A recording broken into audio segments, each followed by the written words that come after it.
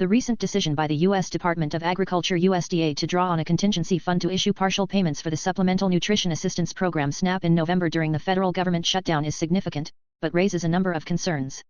Here's a breakdown of what's happening and how I view it. White heavy check mark. What is actually happening? Due to the ongoing federal government shutdown, the USDA told a federal court it will tap the contingency fund to allow states to issue partial benefits for November under SNAP. The amount in the contingency fund is roughly $4.6 billion, while the cost of fully funding November benefits is estimated at around $8 billion to $9 billion.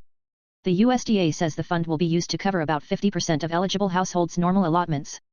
Crucially, the USDA warns that for some states it may take weeks to months to adjust systems to deliver even those reduced benefits. Warning sign. Why this raises major concerns. 1. Partial funding means many people will receive significantly less help. Receiving only 50% of the usual benefit could mean families that depend on SNAP for essential groceries will face real hardship, higher risk of food insecurity. 2. Delays in distribution. If states' systems need weeks or months to adjust, many recipients might not only get less, but also receive it much later than usual, worsening the impact. 3. Legal structural ambiguity.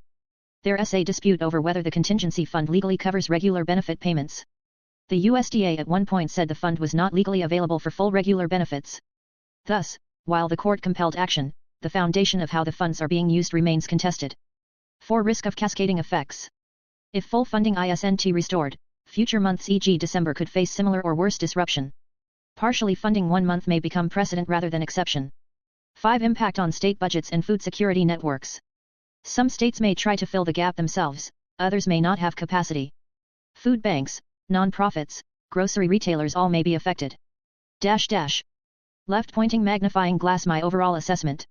In my view, tapping the contingency fund to issue partial SNAP benefits is better than doing nothing, but it is a stopgap and suboptimal solution. It reflects a failure by the federal appropriations process to maintain continuity of a major social safety net program.